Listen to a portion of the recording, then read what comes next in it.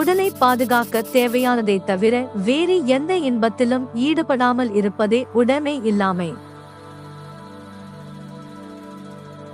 மனிதன் பேரின்பத்தை, அதாவது எல்லையற்ற மகிழ்ச்சியை விரும்புகிறான்.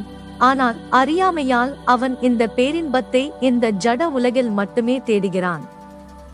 அவன் ஒரு பொருளிலிருந்து இன்னொரு பொருளுக்கு ஓடிக்கொண்டே இருக்கிறான், அவனுக்கு பேரின்பம் கிடைக்கும் என்ற நம்பிக்கையில். ஆனால் அவன் மகிழ்ச்சியை தேடுவதில்லை, அதாவது மகிழ்ச்சியை தரும் பொருட்களை அவன் தொடர்ந்து சேகரித்துக் கொண்டே இருக்கிறான். ஆனால் இந்த பொருட்களில் மறைந்திருக்கும் மகிழ்ச்சி வரம்புக்குட்பட்டது. யாரால் ஒருபோதும் வரம்பற்ற மகிழ்ச்சியை, அதாவது பேரின்பத்தை கொடுக்க முடியாது. அவர் ஆன்மீக உலகில் மட்டுமே பேரின்பத்தை பெற முடியும். இதற்காக ஒருவர் சாதனா செய்ய வேண்டும். மனிதன் பெறுவதற்காக பிறந்தவன் சாதனா செய்வதன் மூலம் பேரின்பம். ஆனால் இந்த உண்மையை புரிந்து கொள்ளும் வரை அவர் பொருள் செல்வத்தை சேகரிப்பதில் மும்முரமாக இருக்கிறார். ஒரு மனிதன் உயிர் வாழ்வதற்கு பிற உடைகள் மற்றும் தங்குமிடம் தேவை. ஆனால் பொருள் செல்வத்தை குவிக்கும் போட்டியில் இந்த செல்வம் ஒரு சில அறிவுஜீவிகளின் கைகளில் மட்டுமே உள்ளது. இதன் காரணமாக மீதமுள்ள மனிதர்கள் உணவு, உடை, தங்குமிடம், மருத்துவ பராமரிப்பு மற்றும் கல்வியை இழக்கிறார்கள். பொருள் வாழ்க்கை போராட்டத்தால் நிறைந்ததாகிறது.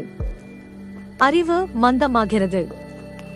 இதன் விளைவாக ஒருவர் பொருள் உலகத்தை விட உயர்ந்து ஆன்மீக உலகத்தை அடைய முடியாது. ஒருவர் ஆன்மீக உலகின் பேரின்பத்தை இழக்கிறார். அவரது பிறப்பு அர்த்தமற்றதாகிறது.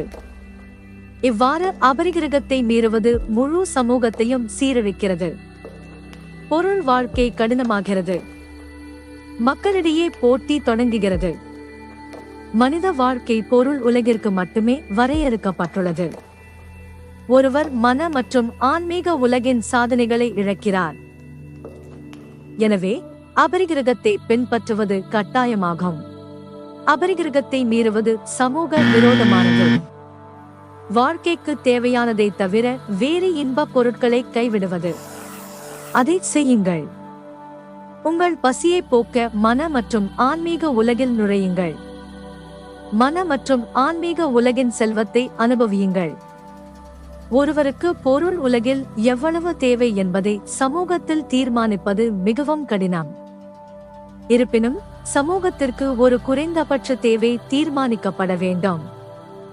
அதில் இடம், நேரம் மற்றும் நபர் ஆகியவற்றை கருத்தில் கொள்ள வேண்டும். ஒரு நபர் தனது உடலுக்கு ஏற்ப உணவை உண்பது போல ஒரு கொழுத்த நபர் அதிகமாக சாப்பிடுவார். ஒரு மெலிந்த நபர் குறைவாக சாப்பிடுவார். குளிர் பிரதேசங்களில் கம்பளி ஆடைகள் குறைந்தபட்ச தேவையாகும். ஆனால் வெப்பமான பிரதேசங்களில் இது தேவையில்லை. கிராமப்புறங்களில் மோட்டார் சைக்கிள் என்பது குறைந்தபட்ச தேவை. ஆனால் நகர்ப்புறங்களில் கார் என்பது குறைந்தபட்ச தேவையாக இருக்கலாம். ஒரு காலத்தில் மொபைல் என்பது குறைந்தபட்ச தேவையாக இல்லை. ஆனால் அது இன்று உடைமை இல்லாத நிலையில் நிலைநிறுத்தப்படுவது நபரின் சொந்த முயற்சிகளை பொறுத்தது.